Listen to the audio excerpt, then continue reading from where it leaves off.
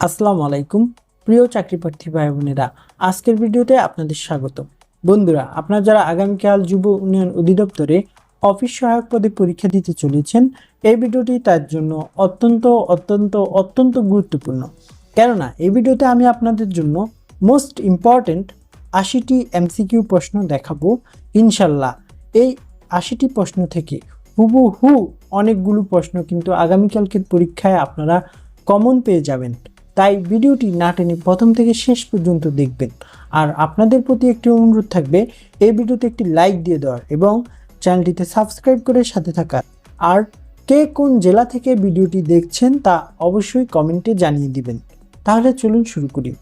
বন্ধুরা, আপনাদের প্রথমে বাংলাতে 20টি প্রশ্ন থাকতে পারে। আপনাদেরকে বলে রাখা ভালো, আপনাদের পরীক্ষা কিন্তু হবে এমসিকিউ পদ্ধতিতে এবং পরীক্ষায় পূর্ণমান 80 থাকতে পারে। 70টি বা 80টি এমসিকিউ প্রশ্ন থাকতে পারে, তবে 70টি নয় 80টি থাকার সম্ভাবনাই বেশি। আর 80টি না থাকলে 70টি থাকবে। তাহলে চলুন আমরা প্রথম প্রশ্ন দেখি। প্রথম প্রশ্ন হলো, নিচের কোন বানানটি ব্যাকরণগতভাবে সম্পূর্ণ শুদ্ধ? এখানে হচ্ছে খ। চলচ্চিত্র শব্দের সঠিক সন্ধি বিচ্ছেদ কোনটি? উত্তর খ, চলত যোগ চিত্র। পঙ্কজ শব্দটি কোন সমাসের উদাহরণ? উত্তর হচ্ছে উপপদ তৎপুরুষ সমাস। তাসের ঘর বাগধারার সঠিক অর্থ কি? উত্তর হচ্ছে ক্ষণস্থায়ী বস্তু যা অতি দীর্ঘ নয়। এক কথায় কি বলে হয়? নাতিদীর্ঘ। উত্তম শব্দের সঠিক বিপরীত শব্দ কি? উত্তর হচ্ছে অধম। রাত্রি শব্দের সঠিক সমার্থক কি? উত্তর হচ্ছে বিবাবরী। তারপর সাত থেকে পানি পড়ে, এখানে সাত থেকে কোন কারকে কোন বিভক্তি? উত্তর হচ্ছে অপাদানে পঞ্চমী। দেখুন, যা থেকে কোনো কিছু বিচ্যুত জাত পতিত হয় তাকে অপাদান কারক বলে। ছাদ থেকে পানি পতিত বা চ্যুত হচ্ছে তাই, এবং এখানে থেকে যুক্ত থাকা একটা হবে পঞ্চমী। এই যে আপনারা জানেন যে বিভক্তি, কারক এবং বিভক্তি। যা থেকে বিচ্যুত জাত পতিত হয় তাকে বলে অপাদান কারক। আর কোনো কিছু থেকে চেয়ে ইত্যাদি থাকলে কি থাকে? ইত্যাদি হচ্ছে পঞ্চমী বিভক্তি। তাহলে অপাদানে পঞ্চমী বিভক্তি। অপাদান কারকে পঞ্চমী বিভক্তি হচ্ছে ছাদ থেকে পানি পড়ে। তো বন্ধুরা, এগুলা কিন্তু অনেক ইম্পর্টেন্ট প্রশ্ন। এর পরবর্তী প্রশ্ন হলো, পথের পাঁচালী উপন্যাসটির রচয়িতাকে? উত্তর হচ্ছে বিভূতিভূষণ বন্দ্যোপাধ্যায়। বিভূতিভূষণ বন্দ্যোপাধ্যায়ের এই পথের পাঁচালী উপন্যাসের দুটি চরিত্রের নাম হচ্ছে অপু এবং দুর্গা। এই অপু এবং দুর্গা হচ্ছে বিভূতিভূষণ বন্দ্যোপাধ্যায়ের পথের পাঁচালী উপন্যাসের দুটি চরিত্র। এখন প্রশ্নটা কিন্তু আপনাদের ঘুরিয়েও আসতে পারে যে অপু ও দুর্গা কোন উপন্যাসের চরিত্র? তখন আর অপশনে বিভূতিভূষণ থাকবে না, তখন অপশনে থাকবে পথের পাঁচালী। তখন আপনারা দাগিয়ে দেবেন পথের পাঁচালী। তারপর আমরা পরবর্তী প্রশ্ন দেখব। পরবর্তী প্রশ্ন হলো, বাংলা বর্ণমালায় যৌগিক স্বর্গাপক বর্ণ কয়টি? উত্তর হচ্ছে যৌগিক স্বর্গাপক বর্ণ হচ্ছে দুটি। আপনাদেরকে একটা কথা বলে রাখি, এই যে যৌগিক স্বর্গাপক বর্ণ হলো বাংলা বর্ণমালায় দুটি, কিন্তু যৌগিক স্বরধ্বনি হলো 25টি। যৌগিক স্বরধ্বনি বা দ্বিস্বরধ্বনি হলো 25টি। দেখুন, এইটা কিন্তু সিমিলার টার্ম, প্রায় একই রকম। তো অনেকে কিন্তু যৌগিক শব্দটা পেলেই 25টি দাগিয়ে দেয়। তাহলে যৌগিক স্বরধ্বনি হলো আমাদের এখানে কয়টি? 25টি। আর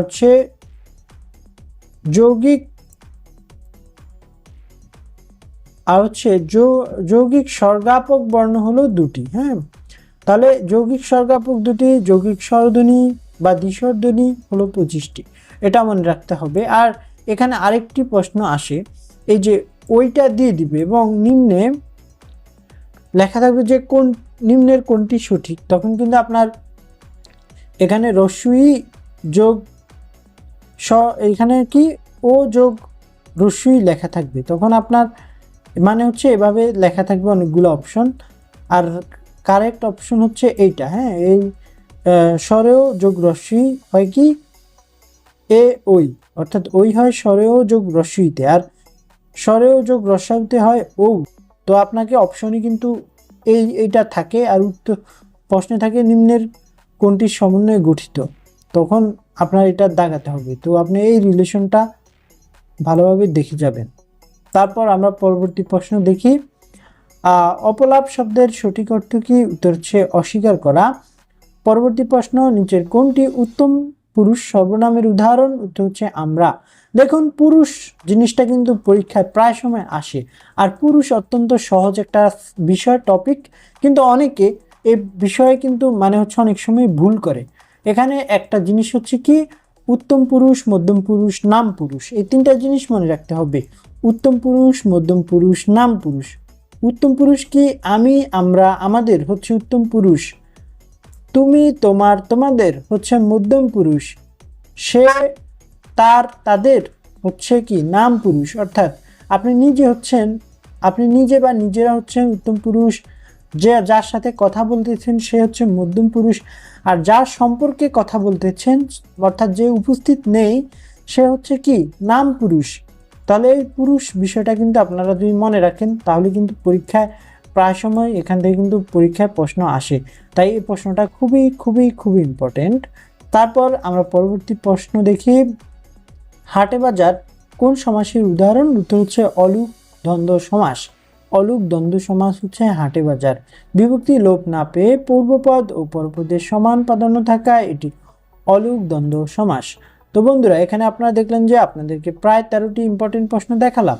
পরীক্ষা কিন্তু আমি আপনাদের আগামীকালকে পরীক্ষার জন্য কিন্তু এরকমই এই ভিডিওতে প্রায় 80টি ইম্পর্টেন্ট প্রশ্ন দেখাবো। আর আপনাদেরকে বলে রাখা ভালো, আপনাদের আগামীকালকের পরীক্ষা যাতে আপনারা ম্যাক্সিমাম মার্কস কমন পেতে পারেন সেজন্য 100% ইম্পর্টেন্ট অর্থাৎ মোস্ট ইম্পর্টেন্ট প্রশ্ন নিয়ে আমরা একটা এক্সক্লুসিভ প্রিমিয়াম সাজেশন তৈরি করেছি। যারা এখনো প্রস্তুতি গুছিয়ে উঠতে পারেননি, কি পড়বেন, কোথা থেকে পড়বেন বুঝতেছেন না, তারা যদি আমাদের সাজেশনটা নিয়ে এখন পড়াশোনা শুরু করেন তাহলে ইনশাল্লাহ ভালো একটা রেজাল্ট কিন্তু করে ফেলতে পারবেন। যাদের বেসিক ক্লিয়ার আছে তারা এই সাজেশনটা দেখলে অবশ্যই ভালো একটা রেজাল্ট করতে পারবেন, অনেক কিছু জানতে পারবেন। তাহলে আপনারা চাইলে যারা এখনো প্রস্তুতি গুছিয়ে উঠতে পারেননি আর যাদের প্রস্তুতি প্রায় শেষ, তারা চাইলে আমাদের এই সাজেশনটি দেখতে পারেন। ইনশাল্লাহ আপনার প্রস্তুতিকে আরও অনেক ধাপ এগিয়ে নিতে এই সাজেশনটি হেল্প করবে, কারণ এখানে সব মোস্ট ইম্পর্টেন্ট প্রশ্নগুলা খুবই কম্প্যাক্টভাবে গোছানোভাবে দেওয়া রয়েছে। আপনি জাস্ট চোখ বুলিয়ে যাবেন, তাহলে ইনশাল্লাহ ভালো রেজাল্ট হবে আগামীকাল। তাহলে পরবর্তী প্রশ্ন আমরা দেখব, শরতের শিশির বাগধারার অর্থ কি? উত্তর হচ্ছে ক্ষণস্থায়ী বা সৌভাগ্যের বা সুসময়ের বন্ধু। ক্ষণস্থায়ী, সৌভাগ্য বা সুসময়ের বন্ধু, যা নিবারণ করা কষ্টকর। এক কথায় কি বলে? দুর্নিবার। অর্থাৎ 15 নম্বর প্রশ্ন, যা নিবারণ করা কষ্টকর তাকে দুর্নিবার বলে।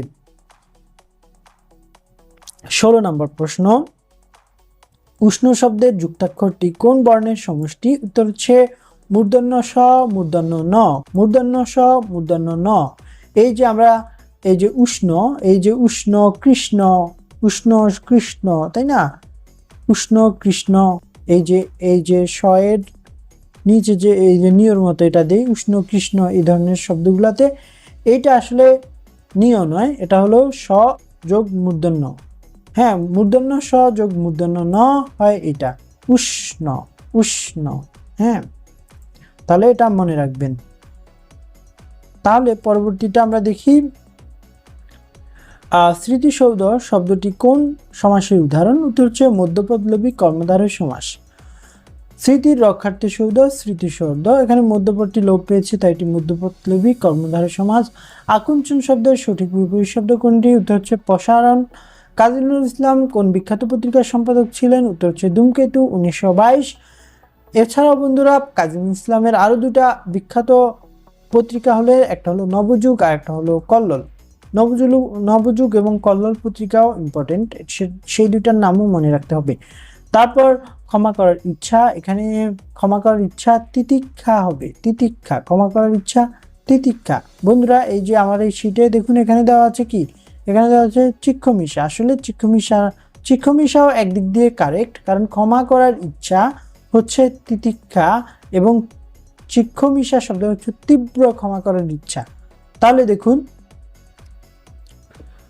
এই যে এখানে ভুল আছে, আসলে এই ক্ষমা করার ইচ্ছা সবচেয়ে প্রচলিত, ক্ষমা করার ইচ্ছা এক কথায় প্রকাশ হচ্ছে তিতিক্ষা। হ্যাঁ, এটা হচ্ছে সার্বজনীন স্বীকৃত এবং সর্বজন স্বীকৃত এবং সর্বজন গ্রহণযোগ্য। তাই আপনি ক্ষমা করার ইচ্ছা যদি অপশনে তিতিক্ষা থাকে তাহলে অবশ্যই তিতিক্ষা দিবেন, আর যদি তিতিক্ষা না থাকে তখন চিক্ষমিষা দিবেন। চিক্ষমিষা মানে তীব্র, মানে অনেক বেশি ক্ষমা করার ইচ্ছা, আর তিতিক্ষা মানে সাধারণ ক্ষমা করার ইচ্ছা, হ্যাঁ, নর্মাল ক্ষমা করা। আমরা যদি বলি যে ক্ষমা করার ইচ্ছা তাহলে তিতিক্ষা, আর তীব্র ক্ষমা করার ইচ্ছা চিক্ষমিষা। তিতিক্ষা অপশন না থাকলে উত্তর হবে ক্ষমা করার ইচ্ছা মানে চিক্ষমিষা।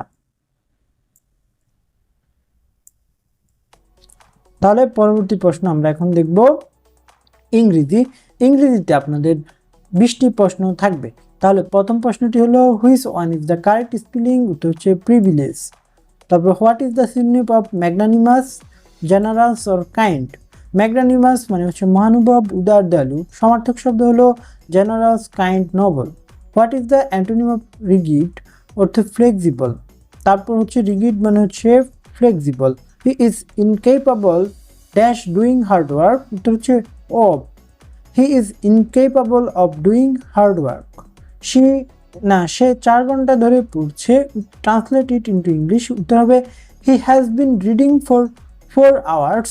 হি has been reading for 4 hours, এটা মানে হচ্ছে সে 4 ঘন্টা ধরে পড়ছে। Choose the correct passive form. He teaches us English, answer হবে we are taught English by him, এটা হচ্ছে পেসিভ ফর্ম। তারপর দ্য ইডিয়ম ব্লু ব্লাড মানে হচ্ছে এরিস্টোক্রেসি বার্ড। ব্লু ব্লাড মানে হচ্ছে এরিস্টোক্রেটিক বার্ড, অর্থাৎ blue blood aristocratic bird. Blue blood মানে কি এরিস্টোক্রেটিক বার্ড, হ্যাঁ, এর মানে হলো অভিজাত বা সম্ভ্রান্ত পরিবারে যারা জন্মগ্রহণ করে তাদেরকে বলা হয় ব্লু ব্লাড। ব্লু ব্লাড মানে এরিস্টোক্রেটিক বার্ড। তাহলে আমরা পরবর্তীতে দেখব পরবর্তী প্রশ্ন, what is the noun of form of the adjective strong. Strong মানে স্ট্রেংথ। তারপর select the plural form of the medium. Medium মানে হচ্ছে media. One of the boys dash present in the class, হচ্ছে is present. What is the feminine gender of actor actress. তারপর হচ্ছে আমার পরবর্তী প্রশ্ন দেখি, what is the synonym of the garrulous. Garrulous মানে হচ্ছে টকেটিভ হেয়ার। গেরুলাস মানে বাছার বা যে ব্যক্তি অতিরিক্ত কথা বলে। আর সিনোনিম হলো টকেটিভ বা লোকাসিয়াস। দেখুন আমার কিন্তু এই ভিডিওতে অনেক কথা বলতে হচ্ছে, তো কেন কথা বলি বেশি, কেন, কারণ হচ্ছে বেশি যত কথা বলবো তত আপনার কিন্তু অনেক শিখা হবে। ধরুন আমি একটা অপশন শুধুমাত্র রিডিং যদি পড়ে যাই তাহলে তো সেটা অনেক রোবটের মতো হয়ে গেল। আর যদি একটা অপশন পড়াতে গিয়ে যদি আরও 3-4টা ইনফরমেশন এখানে বলি তাহলে কিন্তু আপনার অনেকগুলা রিলেটেড ইনফরমেশন আপনার মাথায় গেঁথে যাবে, আর তখন পরীক্ষায় যদি আসে তাহলে আপনি পারবেন, হ্যাঁ। তাই আমি অনেক কথা বলতে হয়, এর মানে আমি অনেক বেশি টকেটিভ নয়, ওকে। এই যে গেরুলাস কিন্তু আমার ক্ষেত্রে খাটবে না, কারণ আমি প্রয়োজনে বলতেছি ভাই। আবার কি বললেন না যে স্যার গেরুলাস, স্যার টকেটিভ, এটা বলার প্রয়োজন নেই, ওকে। তাহলে গেরুলাস মানে হচ্ছে টকেটিভ। বাই দ্য ওয়ে, এই যে আপনাকে এখন যেটা বললাম, এই যে আমার নিজেকে দিয়ে উদাহরণ দিলাম, এটাও এই উদাহরণটা দেওয়া হলো কারণ আপনার যাতে এই ইনফরমেশনটা মনে থাকে সেটার জন্যই উদাহরণটা দেওয়া। এখানে গেরুলাস মানে হচ্ছে talkative. What is the antonym of the word sharp. Sharp মানে হচ্ছে ব্লান্ট। তারপরে every citizen must abide by the rules of the country. তারপর মানে কি নিয়ম বা আইন মেনে চলা, অর্থে হচ্ছে অ্যাভয়েড। এরপরে সর্বদা অ্যাপ্রোপ্রিয়েট প্রিপোজিশন বাই বসে। The phrase crying need means কি, মিন্স হচ্ছে আর্জেন্ট নেসেসিটি। তারপর ফাইন্ড দ্য কারেক্ট স্পেলিং, এটা হচ্ছে সভারেন্টি। সভারেন্টি, দেখুন সভারেন্টি মানে হচ্ছে কি সার্বভৌমত্ব। খেয়াল করুন এই বানানটি এভাবে মনে রাখতে হবে, হ্যাঁ, এই বানানটি এভাবে মনে রাখতে হবে। এই বানানটি বেশ অনেকগুলো চাকরির পরীক্ষায় কিন্তু আসে। আর আপনাদের যে আগামীকালকে যে পরীক্ষাটি হতে চলেছে যুব উন্নয়ন অধিদপ্তরে অফিস সহায়ক পদে, সেই পরীক্ষার জন্য কিন্তু এই বানানটি ইম্পর্টেন্ট, তাই অবশ্যই মনে রাখতে হবে। আর বন্ধুরা আপনাদেরকে আবারও একটু বলে রাখি, আমরা কিন্তু এমনই সব ইম্পর্টেন্ট প্রশ্ন নিয়ে সাজিয়েছি এক্সক্লুসিভ প্রিমিয়াম সাজেশন শেষ সময়ের প্রস্তুতির জন্য। অর্থাৎ যারা এখনও ভালোভাবে প্রস্তুতি গুছিয়ে উঠতে পারেননি, কী পড়বেন, কোথা থেকে পড়বেন বুঝতেছেন না, যারা চাচ্ছেন যে কিছুই না পড়ে পরীক্ষা দিতে, তারা চাইলে আমাদের এই সাজেশনটা পড়তে পারেন। ইনশাল্লাহ আপনি কিছু না পড়ে গিয়ে পরীক্ষা দেওয়ার থেকে আপনি যদি আমাদের এই সাজেশনটা পড়ে গিয়ে পরীক্ষা দেন তাহলে অনেকগুলো পরীক্ষায় প্রশ্ন অ্যান্সার করে আসতে পারবেন। আর ভাগ্য ভালো থাকলে কিন্তু পরীক্ষাটিতে অনেক ভালো মার্কসও তুলে আনতে পারবেন।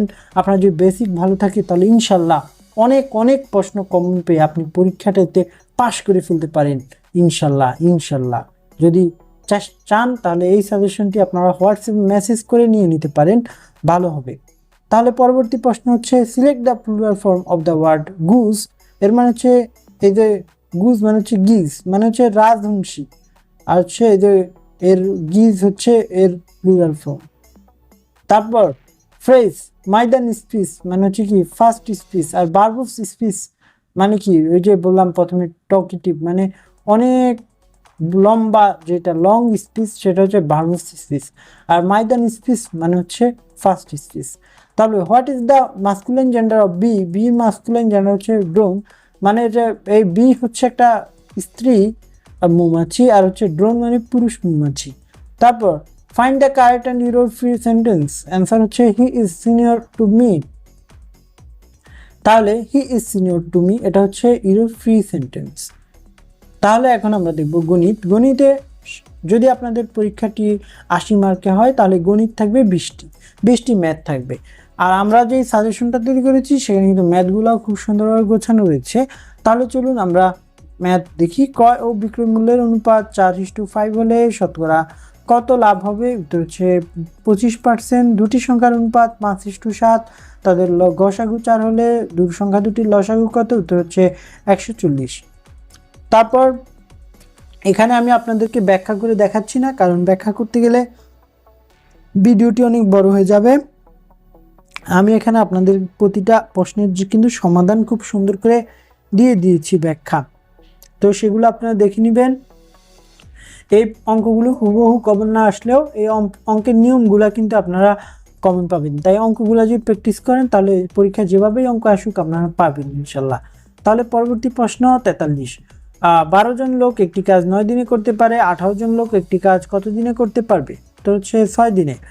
1 থেকে 20 পর্যন্ত জোড় সংখ্যাগুলোর গড় কত? উত্তর হচ্ছে 11।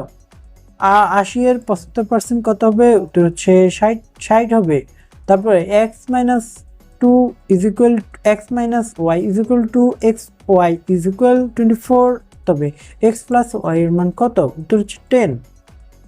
তারপর একটি ত্রিভুজ দুটি কোণের সমষ্টি 100 ডিগ্রি হলে তৃতীয় কোণটির মান কত? উত্তর হচ্ছে 80 ডিগ্রি, কারণ ত্রিভুজের 3 কোণের সমষ্টি হচ্ছে 180 ডিগ্রি। তাহলে দুই কোণ যদি হয় 100 ডিগ্রি তাহলে অপর কোণ হবে 180 থেকে 100 বাদ দিলে থাকে হচ্ছে 80। 1 বাদের সবচেয়ে ছোট যৌগিক সংখ্যা কোনটি? উত্তর হচ্ছে 4। 1 বাদের সবচেয়ে ছোট যৌগিক সংখ্যা কোনটি? উত্তর হচ্ছে 4। আমরা জানি 2 এবং 3 হচ্ছে মৌলিক সংখ্যা, তাহলে সর্বছোট যৌগিক সংখ্যা 1 বাদে হচ্ছে 4।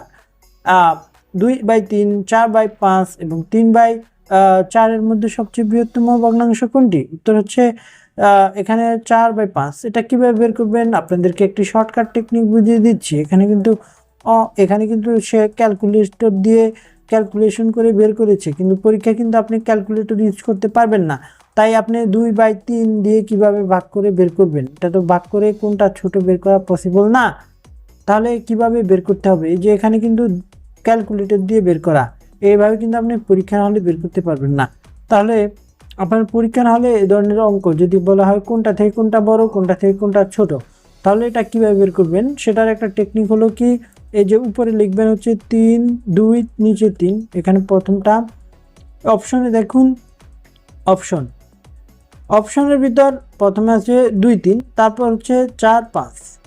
এখানে বলছে এই তিনটার মধ্যে সবচেয়ে বৃহত্তম কোনটা? তাহলে আমরা প্রথম ক নাম্বার অপশন লিখলাম, তারপর খ নাম্বার লিখবো, এখানে খ লিখলাম। তাহলে এখন এই কোনাকুনি গুণ করব আমরা। 4, এই যে 5 দুগুণে 10 এখানে লিখবো, আর হচ্ছে 3, 4, 12 এখানে লিখবো। এখন দেখুন কোনটা বড়, এই 10 বড় নাকি 12 বড়? 12 বড়, তাহলে এটা হলো বড় সংখ্যা। এখন আবার এই 4 আর হচ্ছে এই 5 এখানে লিখলাম, আর হচ্ছে এই যে এখানে 3 এবং 4 লিখবো, 3 এবং 4। এখন দেখুন এই 4 4 এখানে 16 আর 3 5 15, 3 5 15, এখন এখানে হলো 15, এখানে হলো 16, তাহলে কোনটা বড়? 16 বড়। তার মানে এই সংখ্যাটি হচ্ছে এখানে সবচেয়ে বড়। হ্যাঁ, অ্যান্সার খ। তো এভাবে কিন্তু বের করতে হবে। হ্যাঁ, পরীক্ষায় যদি 4টা অপশন থাকে, 4টা অপশনে 4টা ভগ্নাংশ দেওয়া থাকে এবং বলা হয় কোনটা সবচেয়ে ক্ষুদ্রতম, তাহলে এভাবে কিন্তু আপনি কোনটা সবচেয়ে ক্ষুদ্রতম কোনাকুনি গুণ করে যেটার উপরে সবচেয়ে ছোট দেখা যাচ্ছে সেটা হলো সবচেয়ে ছোট। বড় চাইলে কোনাকুনি গুণ করবেন প্রত্যেকটার সাথে প্রত্যেকটা, তারপরে যেটার উপর সবচেয়ে বড়টা থাকবে সেটা হলো বড়। তো এইভাবে কিন্তু আপনি এই অঙ্ক কোনটা বৃহত্তম কোনটা ছোটতম বের করতে হবে। তারপর 50 নম্বর প্রশ্ন, 5x - 8 = 3x + 2 সমীকরণটিতে x এর মান কত? উত্তর হচ্ছে 5। তো সময় স্বল্পতার জন্য আমি আপনাকে অঙ্কটি করে দেখাচ্ছি না, শুধুমাত্র অপশন দেখাচ্ছি, আপনি এভাবে করে দেখবেন। তারপর হচ্ছে বার্ষিক 8% হার সরল সুদে 600 টাকা 2 বছরের সুদ কত? তাহলে আপনারা জানেন I = PNR, সেই সূত্র দিয়ে করে ফেলবেন। এটা হচ্ছে 96 টাকা। তারপর 1 4 7 10 ধারাটির পরবর্তী পদটি কত? উত্তর হচ্ছে 13। পিতা ও পুত্রের বর্তমান বয়সের অনুপাত 5:2। পুত্রের বয়স 10 বছর হলে পিতার বয়স কত? উত্তর হচ্ছে খ নাম্বার 25 ইয়ার্স। তারপর হচ্ছে একটি বর্গক্ষেত্র এক বাহুর দৈর্ঘ্য 8 সেন্টিমিটার হলে 15 কর্ণের দৈর্ঘ্য কত? উত্তর হচ্ছে 8 × √2 সেন্টিমিটার। ওকে, তারপর হচ্ছে আমাদের 8 × √2 8, এটা হচ্ছে এইভাবে বিষয়টা হলো অপশনে থাকবে এরকম। হ্যাঁ, এটা থাকবে। তাহলে 8√2, হ্যাঁ 8√2। তাহলে পরবর্তী আমরা দেখি 55 0.2 × 0.3 × 0.4 সমান কত? উত্তর হচ্ছে এই দেখুন, এই অঙ্কটা কিভাবে আপনি ক্যালকুলেটর ছাড়া বের করবেন। বের করার উপায় হলো যত ঘরে মানে যতগুলো আছে তাহলে তাহলে আপনার এই যে 1 2 3 অর্থাৎ শূন্যের পরে দশমিকের পরে 3 ঘর, তাহলে অ্যান্সার হবে এটা। হ্যাঁ, এই যে দশমিকের পরে 3 1 2 3, এখানে সংখ্যা আছে 1 2 3, তাহলে এটা হবে অ্যান্সার। অঙ্ক না করেই বলে দেওয়া যাবে। তারপরে দেখুন ক একটি কাজ 12 দিনে করে, 12 দিন এবং খ তা 24 দিনে করতে পারে, তারা একত্রে কাজটি কত দিনে করতে পারবে? উত্তর হচ্ছে 8 দিনে করতে পারবে।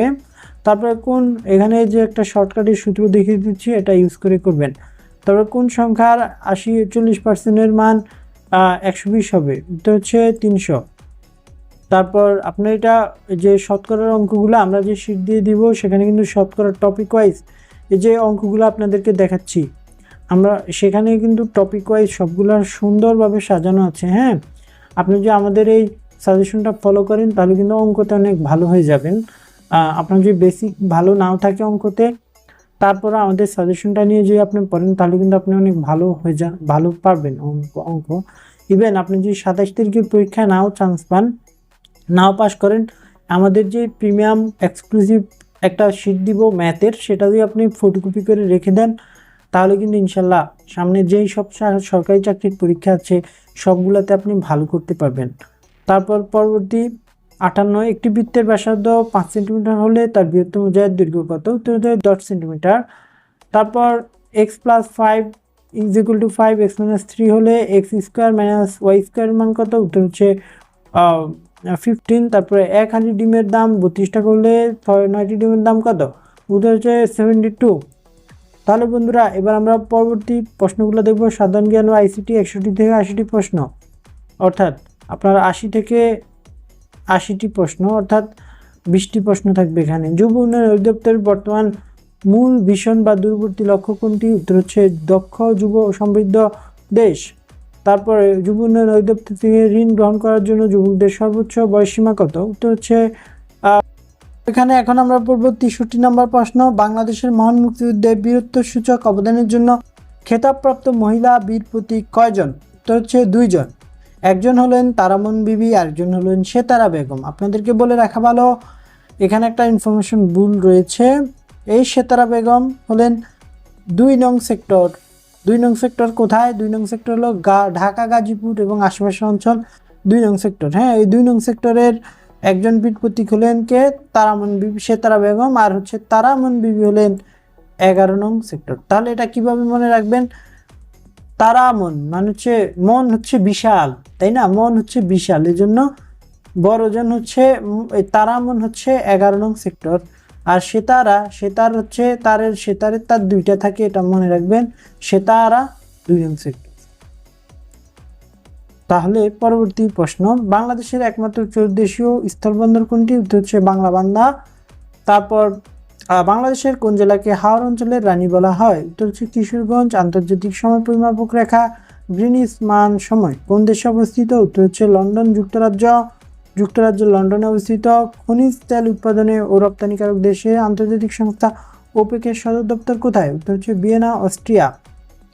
তবে বাংলাদেশের একমাত্র একজন প্রাপ্তবয়স্ক মানুষের শরীরে মোট কতটি হাড়ের বা অস্থি থাকে? উত্তর হচ্ছে 206টি। হ্যাঁ, মানে একজন মানুষের শরীরে 206টি হাড় থাকে, তাহলে 206টি হাড়।